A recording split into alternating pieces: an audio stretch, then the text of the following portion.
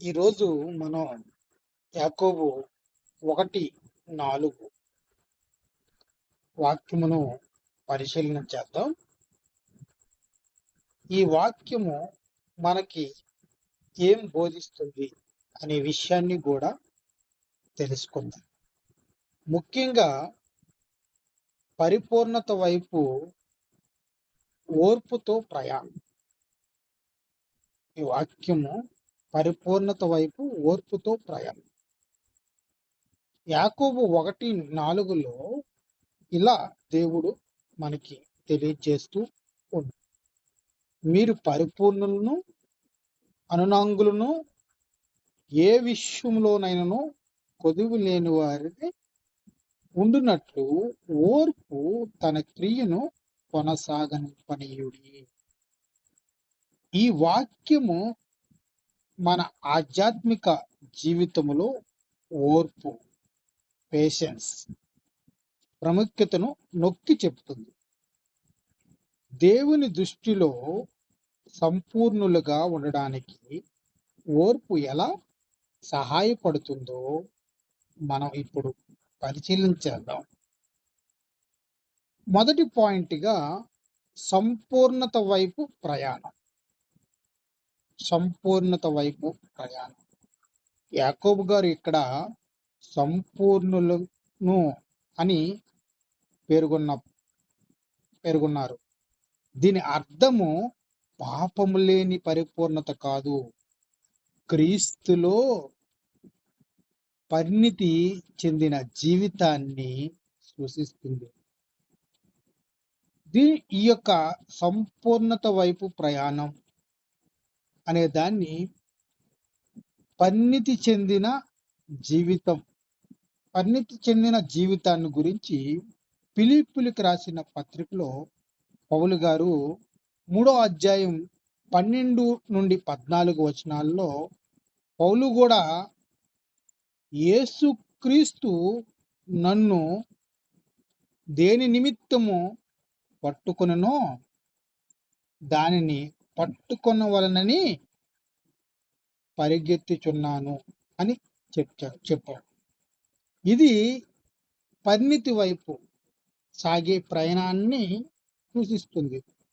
పౌలు గారిని పట్టుకోవడానికి దేవుని యొక్క ఉద్దేశం ఏమిటో ఇక్కడ స్పష్టంగా అందరికీ తెలియజేయడం జరుగుతుంది. కాబట్టి ఆ ఉద్దేశం వైపు పౌలు గారు పరిగెత్తుతున్నట్లుగా మనకి ఈ యొక్క సందర్భంలో కనబడుతుంది. కాబట్టి దానికోసం సంపూర్ణత వైపు ఆయన ప్రయాణం అనేది కొనసాగుతుంది అన్నది మనం చూడగలుగుతున్నాం.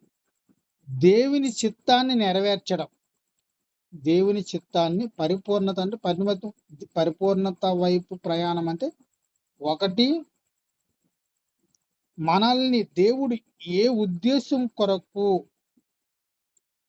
పట్టుకున్నాడో ఆ ఉద్దేశం వైపు మనం ప్రయాణం చేయాలన్నదే లక్ష్యం. అలాగే దేవుని చిత్తాన్ని నెరవేర్చడం, ఇది కూడా పరిపూర్ణత వైపు ప్రయాణంలోనికి ఉపయోగపడుతుంది. మన జీవితంలో దేవుని చిత్తాన్ని నెరవేరుస్తూ ఆయనకు ఇష్టమైన విధంగా జీవించినప్పుడు మనము సంపూర్ణత వైపు అడుగులు వేస్తాం.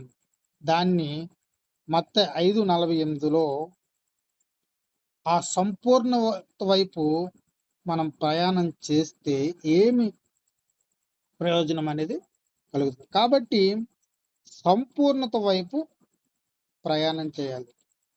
పాపాన్ని విడిచిపెట్టామనే భాగం కాకుండా క్రీస్తు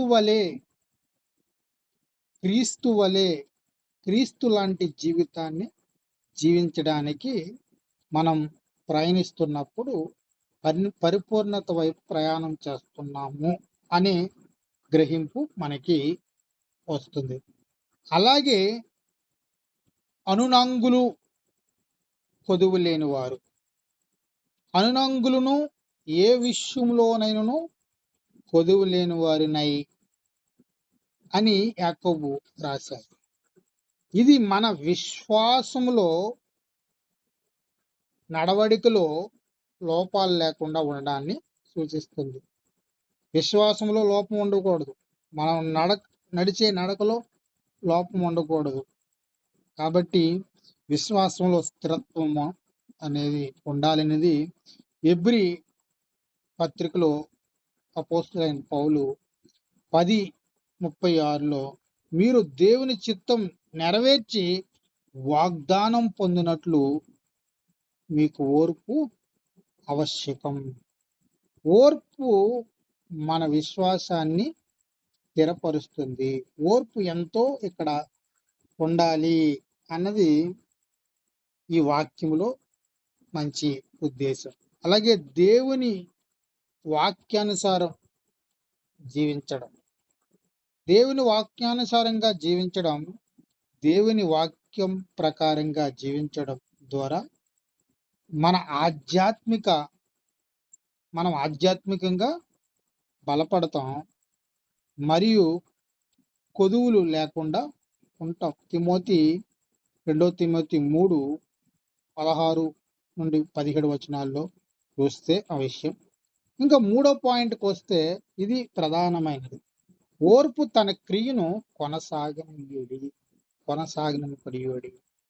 ఈ వాక్యంలో అత్యంత కీలకమైన భాగం ఓర్పు తన క్రియను కొనసాగనివ్వడి.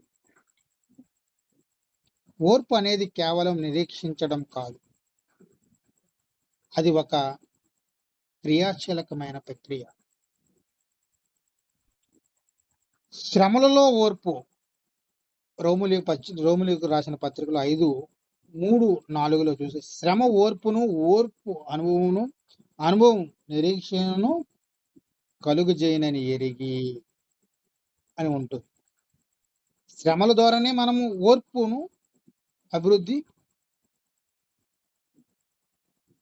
అభివృద్ధి చెందుతుంది. క్రైస్తవ జీవితంలో ఓర్పు ఆవశ్యకత. క్రైస్తవ జీవితంలో అనేక పరీక్షలు, శ్రమలు ఉంటాయి. వీటిని ఓర్పుతో ఎదుర్కోవడమే మన విశ్వాసానికి నిదర్శనం. లోక 21:19 చూస్తే అర్థమవుతుంది. నిరీక్షణతో ఓర్పు అనేది కంపల్సరీగా మనం. గలతీయులకు రాసిన పత్రిక 6:9 మనం మేలు చేయుట యందు విసుక పొందుము, మనము అలయక ఉన్న ఎడల తగిన కాలమందు కోత కోసెదము అని ఓర్పుతో నిరీక్షించాలి. మన ముగింపుకి వస్తే మనకు ఒక ప్రాముఖ్యమైన పాఠాన్ని యాకోబు 1:4 బోధిస్తుంది. ఏంటంటే దేవుని దృష్టిలో సంపూర్ణులుగా మారడానికి మరియు లోపం లేకుండా ఉండడానికి ఓర్పు అత్యంత అవసరం. మన జీవితంలో ఎదురయ్యే ప్రతి పరిస్థితుల్లో ఓర్పును కలిగి ఉందో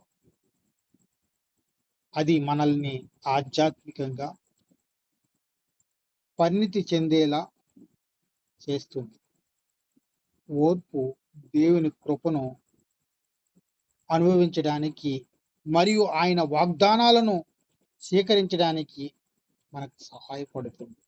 కాబట్టి ఓర్పు తన క్రియను మనలో కొనసాగించడానికి అనుమతిద్దాం.